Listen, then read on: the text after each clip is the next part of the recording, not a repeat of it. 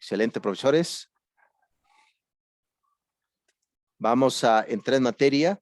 El texto precisamente de la semana 2 que nos trae el día de hoy es precisamente el texto de Saliendo de la caverna de Platón, del profesor Ralajá. Como les había comentado, ya las calificaciones por ahí, profesor Juan Carlos, ya están calificadas, ya califiqué tus actividades. Veo por ahí que te organizaste ya para la materia de filosofía, bueno, en la tarea de filosofía de la educación, y también ya está calificada, profesor Juan Carlos, excelente trabajo que hiciste, ya fue revisada.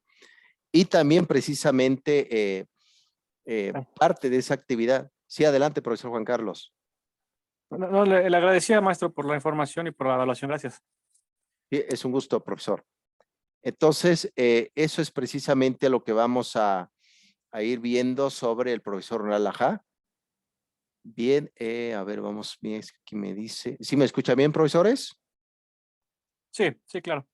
Ok, sí, es que aquí me está marcando como que no tengo internet. Muy bien. Cualquier cosa ya me lo dicen, profesores, si ven que no me escuchan, me lo dicen, por favor. Espero que sí, no, nunca, no falle, no, pero esto es increíble todo esto, pero bueno. Entonces, como les había platicado, el libro de la República de Platón es un libro nada democrático. El propio Platón, en esta obra epistemológica que es la República, en el factor educativo, él apela precisamente por una sociedad donde los mejores deben de gobernar. Pero, como les había platicado, Platón se equivoca en su argumento y se equivocó. Ya al final precisamente de su vida, dejó a su sobrino como director de la escuela de la academia, la Universidad Occidental, llamado Espeusipo. Y Espeusipo, como no fue gran, se puede decir gran filósofo, gran educador, echó a perder la universidad. Eso fue como uno de los, se podría decir, grandes errores, porque si el propio Platón apelaba porque en la República deberían de gobernar los mejores, hubiera elegido a su discípulo, a su alumno llamado Aristóteles. Aristóteles tuvo 20 años en la academia y nunca lo hizo. Por lo tanto, eso fue precisamente el gran escándalo en la Universidad de la Academia de Platón, y precisamente no ayudó tanto para comprender ese punto, pero bueno, nos deja precisamente este tema de la caverna, que ya lo platicamos con el profesor Enrique, que la caverna que es, podemos hacer nosotros mismos. La caverna que es, la escuela. La caverna es lo social, la caverna es nuestra propia casa, que lo cotidiano de la vida se convierte en algo difícil. Pues bien, en el libro séptimo aparece unos personajes que están atados dentro de ese mundo de la caverna. Vean, la caverna que es un lugar que tiene poca luz. Recuerden que la palabra luz viene del latín lumen, que precisamente hace alusión a la luz de la razón. A veces, cuando existe precisamente esta oscuridad, no ayuda a entender de qué va la perspectiva de la propia racionalidad. Parte de la educación, recuerden que el sujeto no nace completo, como muy bien comentaba Fernando Sabater, que va a ser un texto que vamos a revisar, el libro El valor de educar. Por lo tanto, ¿qué se necesita? Allí entra la escuela. La educación corrige los defectos, como les había comentado, y proporciona virtudes. Por lo tanto, la caverna es un lugar difícil donde pues no existe mucha posibilidad de poder entender más allá del concepto de la experiencia. Estas personas están atadas a través de sus pasiones, a través de la pistis, que ahorita vamos a ver los grados del conocimiento en Platón, sobre el tema epistemológico de la educación. Entonces, ¿qué están viendo? Sombras, creencias que aparentemente suponemos que es la realidad. Y aquí precisamente surge una pregunta: ¿qué es la realidad? Todo lo que percibimos a través de los sentidos, todo lo que pensamos que es o todo lo que nos dicen que es. Ese tipo de cavernas están atadas a las personas. Simplemente ven esa sombra de esa hoguera que proyecta esas pequeñas luces. Entonces, ¿qué debe de ser el profesor? ¿Qué debe hacer un experto en educación? sacar de esa caverna a sus estudiantes, sacarlas de ahí para que vean la luz de la razón. Como les dije, el objetivo de la propia epistemología de la educación es que nosotros regresemos a la caverna y le expresemos a los que están ahí que salgan de ahí, que comprendan que el mundo no es así como pensábamos que existe. Y la caverna, hay muchos escenarios de esa caverna platónica. ¿Cuáles son esos escenarios? La migración, la pobreza en México, la falta de oportunidades en la educación, son muchos procesos de la caverna. Y eso es precisamente el tema de la propia teoría del propio Platón. Muy bien, sale pues. Adelante, profesor Enrique. Sí, mencionaba algo, o menciona ahorita algo acerca de la realidad. Sí, Aquí mi pregunta sería, ¿la realidad para quién? Porque la realidad puede ser para uno, pero para otro no serlo. ¿Es correcto? totalmente, profesor Enrique. Interesante pregunta que haces. Fíjate que dentro del fenómeno de la epistemología, profesor Enrique, hubo unos educadores llamados los sofistas. Los sofistas, entre ellos, uno de ellos se llamó Protágoras, que escribió por ahí un escrito que se llamó Argumentos Demoledores. Protágoras decía que él fue el creador del relativismo. El relativismo es precisamente lo que comentas, profesor Enrique. Para mí, ¿qué es la realidad? A lo mejor yo percibo distinto, ¿no? Para mí la realidad es esto, pero para ti, ¿qué es la realidad? Lo que sí es que ese tipo de relativismo educativo debe de existir a través de un consenso, profesor Enrique. La realidad precisamente podemos estar en decir, bueno, hace falta mejorar la educación, eso no es relativismo, eso es una realidad, ¿no? Hace falta mejorar ese punto. O ahorita podemos estar de acuerdo entre todos, es que la guerra no es correcta, ¿no? En este país oriental. Ahí podemos estar de acuerdo en un punto de vista de la realidad complementario. Pero lo que sí es que hay otro tipo de cambios sustanciales, profesor Enrique, profesor Juan Carlos, ontológicos, que es el cambio, por ejemplo, en la forma de la percepción del ser, del sujeto. En decir, por ejemplo, ahorita hace calor, veo, profesor Enrique, que te pusiste una chamarra, creo que por ahí está un poco fresco. Ahí podemos estar de acuerdo que existe cierto relativismo climático, cierto relativismo de percepción de las cosas del mundo. Entonces, tienes toda la razón, profesor. ¿Qué es la realidad? ¿No? Podemos estar de acuerdo en argumentos, pero también podemos estar en desacuerdo. Sin duda alguna, en decir, profesor Enrique, profesor Juan Carlos, que no hay una verdad, hay muchas verdades, también es una verdad. En decir que hay muchas verdades, también es una verdad. ¿No? Entonces, eso es precisamente el tema, profesor. Excelente, profesor Enrique. Muy bien. Voy a proyectar la siguiente. Muy bien, profesores, ¿sí me escuchan bien? Excelente. Sale pues. Ahora bien, en este tema de lo que nos comenta Ran Laha, viene un tema interesante que lo vamos a abordar más adelante cuando veamos ya el siglo XX con el tema del constructivismo, el cognitivismo social con Albert Bandura y el concepto de la propia psicología de la educación con Carl Roger, con David Ausubel, con María Montessori. Les voy a contar un poco la historia de María Montessori con la casa de Bambini, el concepto de que el sujeto construye por sí mismo el conocimiento. Entonces, esa postura precisamente va de la mano con lo que nos dice Ran Laha. Ahora bien, la pregunta es, ¿qué va a pasar con los que se quedaron en la de Platón? Es que dicen que se van a quedar ahí para siempre hasta morir. Imagínense además que estemos nosotros, profesor Enrique, profesor Juan Carlos, atados en ese tipo de la caverna y no salimos. Entonces nos vamos a quedar con la idea de que el mundo está bien, de que todo está bien, de donde estoy esté correctamente, no hay ciertas modificaciones sociales, etcétera. A eso le va a llamar Karl Popper, fue un filósofo del siglo XX, epistemólogo de la educación, le va a llamar epistemología pesimista en el factor de Platón. ¿En qué libro aparece? Aparece en el libro Conjeturas y refutaciones al pensamiento científico y otro libro que se va a llamar La sociedad abierta y sus enemigos de Platón, perdón, de Karl Popper. Para Karl Popper, eh, el enemigo de la sociedad abierta fue Platón por el libro de la República.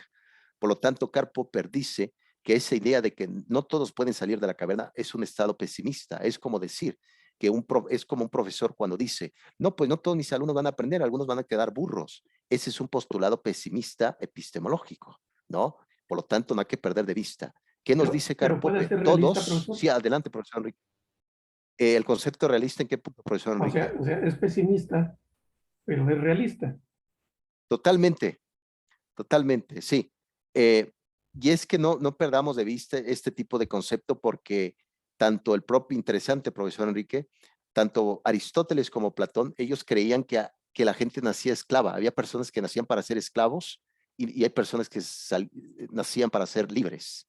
Por lo tanto, para Platón y Aristóteles, los que eran esclavos eran incapaces de aprender, al igual que las mujeres. De hecho, Aristóteles decía que las mujeres eran machos incompletos. Así llegó a decir Aristóteles. Y la mujer era incapaz de aprender. Imagina más que nos escuchara las feministas profesores hablando de este tema en esta clase de epistemología educativa. Fuera una herejía, un anatema, profesores. Nos quisieran quemar, pero recuerden que hay machismo detrás también de la epistemología. Entonces, profesor Enrique, sí era cierto ese pesimismo, cierto realismo, porque para Platón los esclavos y las mujeres eran incapaces de aprender, ¿no? Entonces, eso ya se quedaba como un dogma, pero la postura que debe tomar un docente en el aula, tanto las mujeres y los hombres, es que para él todos tienen la posibilidad de aprender, todos tienen la posibilidad de adquirir un conocimiento. Profesor Juan Carlos, al psicólogo de ciencias múltiples, ¿no? El propio Daniel Goleman, con la inteligencia emocional de esto, ¿no? Entonces, esas son las dos pistas en decir, bueno, pues la epistemología no debe ser pesimista, todo lo contrario, debe ser positiva, ¿no? Entonces, ahí vamos de la mano con este constructo. ¿Alguna pregunta, profesores, hasta acá? Lo último no lo alcancé a escuchar, se cortó. No sé si también Juan Carlos le ha pasado lo mismo o es mi conexión. Aquí se escuchó completo, no hubo problema. Entonces a lo mejor la mía. Ok. Sí, no te preocupes, profesor Enrique. Habíamos argumentado precisamente que la propia epistemología no debe ser pesimista, sino siempre positiva, ¿no? El concepto positivo. Entonces, a eso nos referimos, es lo que nos dijo Karl Popper. Y bueno, Karl Popper criticó la ciencia como tal. Recuerden que la educación, la pedagogía, la epistemología, la filosofía son ciencias y como tal también se equivocan porque están hechos. Recuerden que la ciencia educativa, pedagógica, se basa a través de la experiencia.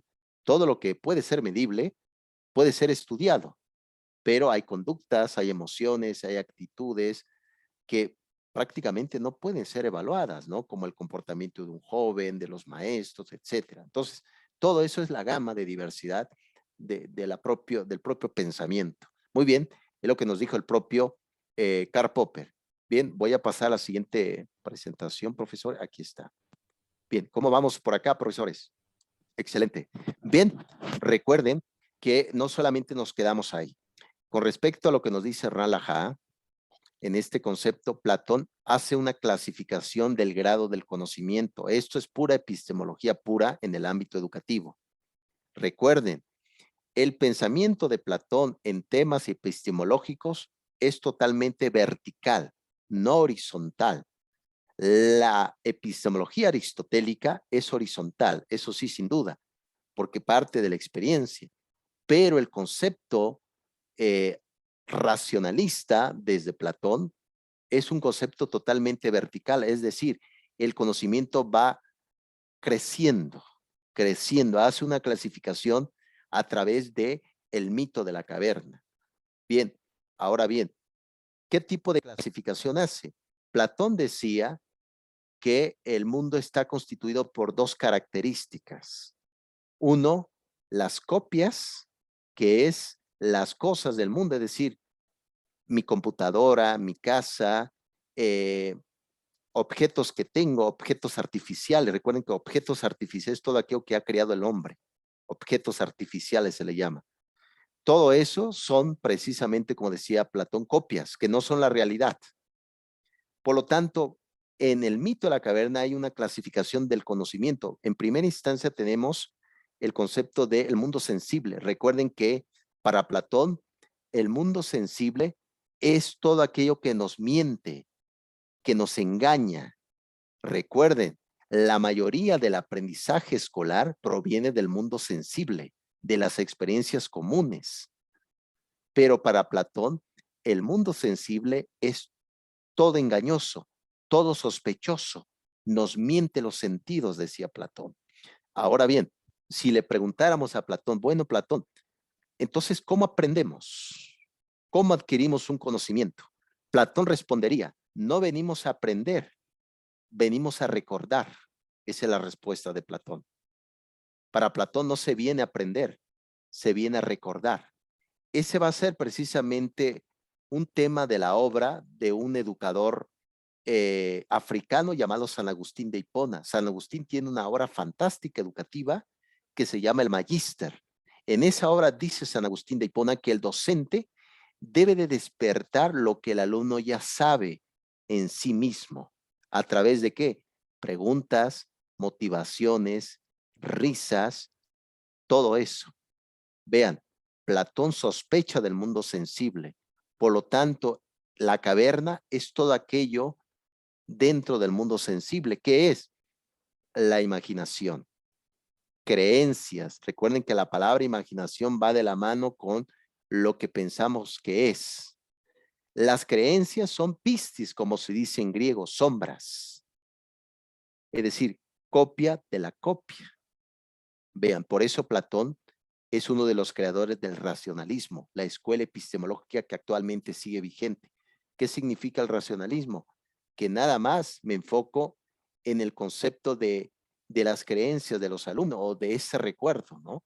Pero sabemos muy bien que no es así, hay emociones, hay sentimientos, etcétera. Ese es el gran fallo del racionalismo, que va a caer en exceso con el positivismo lógico, con Augusto Comte, con el propio en ese libro, La estructura lógica del mundo, etcétera. Entonces, recuerden, para Platón existe grados de conocer. Primero está la imaginación, que es lo más bajo del conocimiento, según Platón. Creencias es lo más bajo.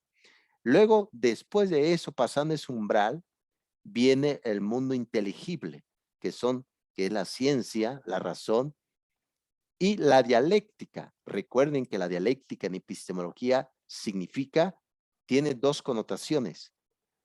Bueno, tres connotaciones. Tesis, antítesis y síntesis. Un ejemplo de dialéctica. El calor, existe frío. Pobreza, existe riqueza. La dialéctica significa contraposición de argumentos. Y la dialéctica puede ayudar en una clase didáctica, claro está, llevando argumentos. Por ejemplo, profesor Enrique, ahorita está en boga el concepto del aborto, debatido y arma muchas posturas a favor y en contra. Podemos llevar esos temas al aula de clases, armar una dialéctica, argumentar, a ver, ¿por qué estás a favor y tú por qué estás en contra? Que se haga la tesis, ¿cuál es? El aborto. La antítesis, argumentos. La síntesis, una conclusión. Eso es la dialéctica aplicada por el propio Platón. Para Platón, el conocimiento debe dar certeza de lo que es el mundo. Pero Platón se equivocaba. Sabemos muy bien que la mayoría del aprendizaje proviene del mundo sensible, es decir, de la experiencia, de las emociones, del romanticismo. Fíjese, profesores, profesor Juan Carlos, profesor Enrique, yo todavía me acuerdo de un profesor que tuve en la primaria que tocaba la guitarra, ¿no? Si hubiera sido muy platónico, le hubiera dicho al profesor, no me toque la guitarra porque ya lo sé, ¿no? Ya lo recuerdo de otras vidas, ¿no? Pero eso sí, eso es el grado del conocimiento de Platón, que es un grado totalmente vertical. ¿Alguna pregunta, profesores, de esta clasificación del conocimiento epistemológico? Espero que me haya dado a entender.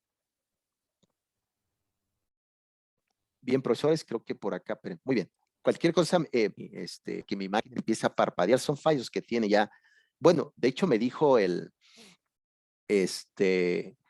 ingeniero que llevé en mi computadora, me dijo que es un fallo de la plataforma Zoom, pero bueno, ya estamos aquí. Bien, profesores, eso es precisamente estos mundos. Si alguien quiere comentar algo, profesor, no los estoy viendo ahorita, pero pueden hablar sin ningún problema. ¿Vamos bien hasta acá, profesores? Sí, todo bien. Ah, excelente. Sí, es que como no los estoy viendo, profesores, pero sí, excelente. Muy bien. Sale pues. Entonces, el profesor Ranlaha nos habla precisamente que todo proceso educativo, toda acción pedagógica, toda teoría del aprendizaje va de la mano con el pensamiento crítico. Y el pensamiento crítico no es que siempre estés en desacuerdo de algo. La mayoría de las veces siempre estamos de acuerdo con un argumento, pero en diferentes circunstancias a veces es importante alzar la voz con argumentación. Y para eso les voy a contar ilustres profesores. A ver, déjenme ver si puedo poner aquí sus rostros. Es que me empieza a parpadear la cámara. Bueno, a ver, vamos a ver aquí mi cámara. Bien, bueno, ya la acabo de otra vez de. Bien, existió una educadora alemana, judía, del siglo XX, huye precisamente cuando surgió toda esta teoría del nazismo, del fascismo, que ya les platiqué que hubo teóricos que argumentaban a favor de este tipo de corrientes. Una de estas mujeres, les recomiendo que si pueden echar un vistazo, se llamó Hannah Arendt. Hannah Arendt fue una de las grandes filósofas, educadoras, epistemólogas del siglo XX. Hannah Arendt decía precisamente que la carencia del siglo XX era porque no existía reflexión sobre uno mismo.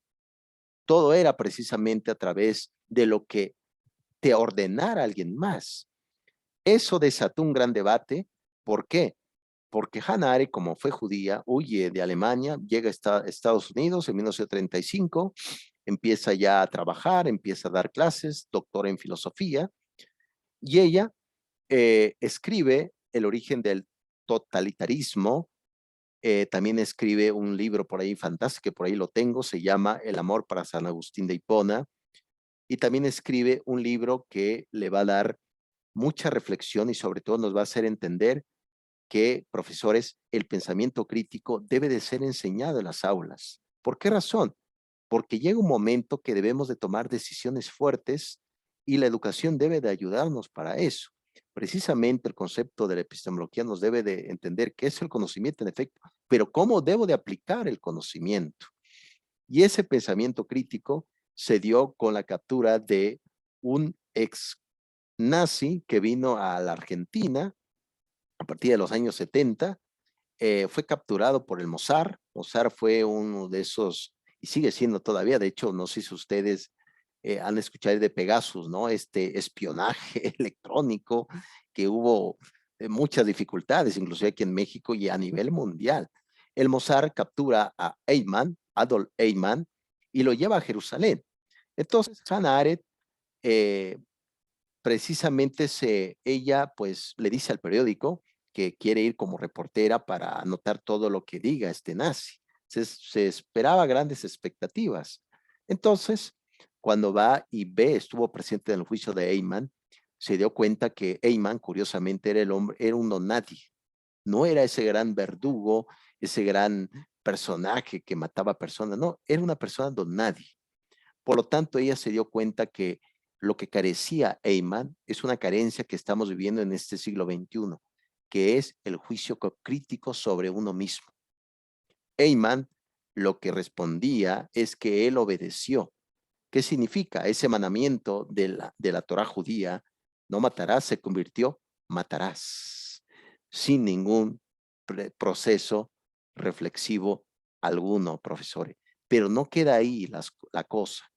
Recuerden que hablamos un poco ya de Michel Foucault sobre el origen precisamente del sistema educativo, pero además comentó algo interesante. No es importante también siempre, no es importante siempre obedecer todo lo que nos diga. Vean, eso va a dar como resultado un fenómeno en este siglo XXI educativamente que se le va a llamar el currículo oculto o currículo escondido. El currículo oculto o escondido es todo aquello que sucede, pero que la institución educativa no se entera, pero que el docente sí. Un ejemplo, imagínense nada más que la directora de un sistema educativo te dice, bueno, profesores, buenos maestros, doctores, pues tienen que reprobar a sus alumnos porque pues no, si no pasan el examen, bien, pero si te das cuenta que el alumno no pasó el examen, en efecto, pero ha tenido énfasis, ha participado, ha sido colaborativo en factorial equipos, vas a aplicar el currículo oculto, lo vas a pasar sin que la escuela se entere. ¿Eso está pasando actualmente? Claro que sí. Por lo tanto, dice Hannah Arendt en el pensamiento crítico, que lo cita muy bien Ran Laha, debemos de tener siempre un pensamiento crítico sobre nosotros mismos y sobre el mundo. Y de vez en cuando, como dijo Henry Thoreau en su libro La desobediencia civil, de vez en cuando debemos de desobedecer incluso los sistemas educativos. ¿Qué opinan de esto, profesores? ¿Tienen algún comentario?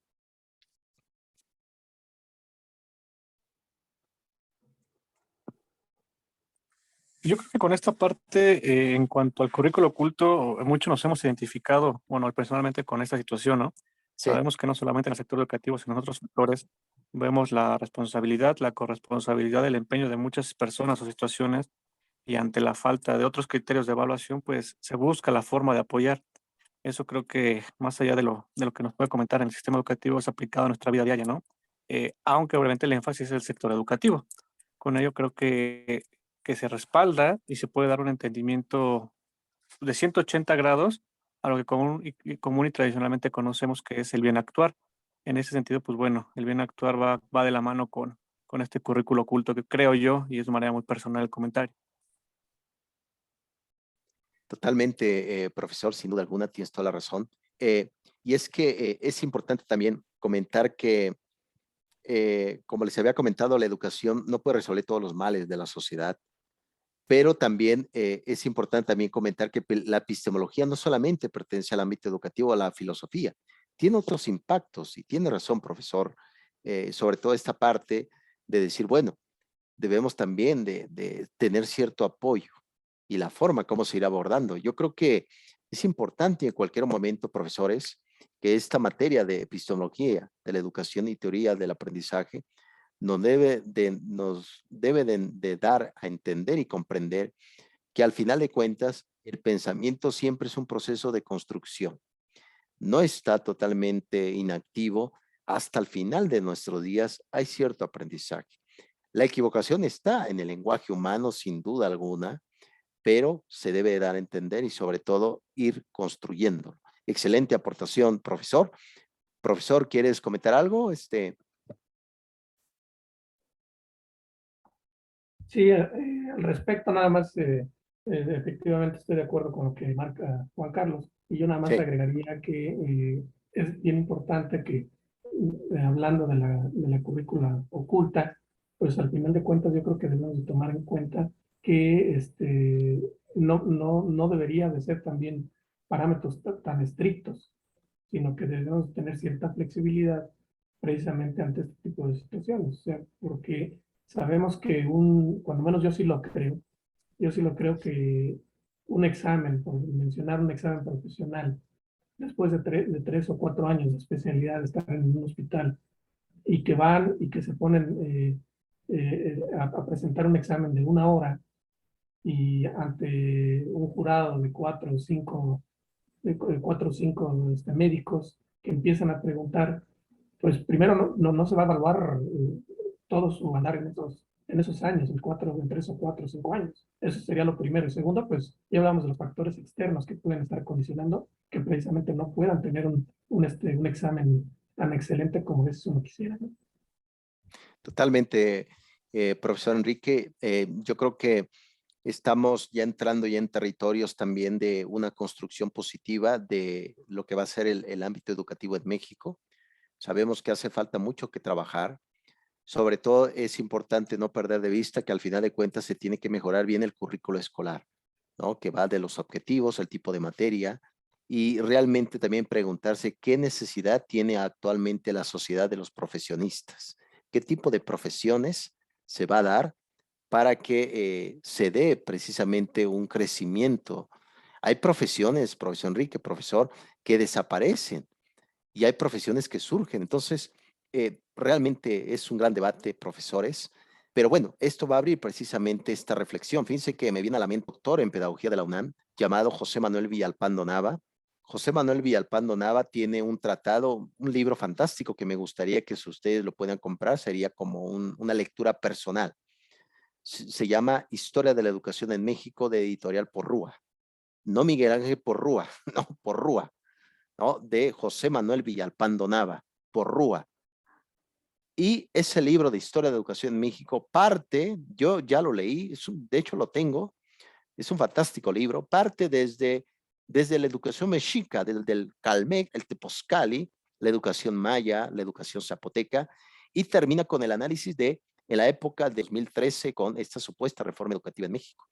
Que lo que se ha debatido y lo que se ha generado es que debe de estar presente una reflexión siempre presente en las materias de la educación pública en México. Pues, ¿qué podemos decir de la educación privada?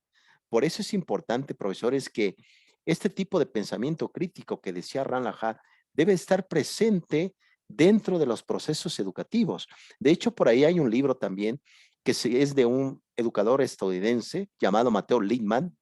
Mateo Littman tiene por ahí un libro que se llama La filosofía en el aula. Y también Mateo Lima tiene cuentos filosóficos. Si alguien quiere leer, adelante. Tiene pequeños cuentos para enseñarle a los niños a pensar. Los niños son listos. Los jóvenes son muy listos. ¿Qué vamos a decir nosotros mismos, no, profesor Enrique? Tenemos ya mucho colmillo como adultos, ¿no? Ya tenemos demasiado colmillo. Por lo tanto, eso es precisamente el tema, profesores. ¿Me puede repetir el autor, la historia de la educación en México? Es de José Manuel Villalpando Nava, profesor. José Manuel Villalpando Nava. Gracias. Es un gusto. Es un libro riquísimo, rico. Analiza cada una de las reformas. Es un libro gigante, sin duda alguna. Y analiza todo el proceso desde la época del positivismo, la época del socialismo, a la época de la escuela lancasteriana, Joseph Lancaster, diferentes modelos, diferentes epistemologías. Pero bueno, eso es precisamente la estructura. Bien, profesores, ¿qué les parece si tomemos un pequeño receso? Dejo que esta máquina la voy a cerrar un momento y regresamos en un momento más, profesor, 5 minutos y ya cerramos la sesión. ¿Qué les parece? Claro, perfecto. Excelente, profesor. Ahorita nos De vemos, acuerdo. profesor. Excelente. Ahorita nos vemos.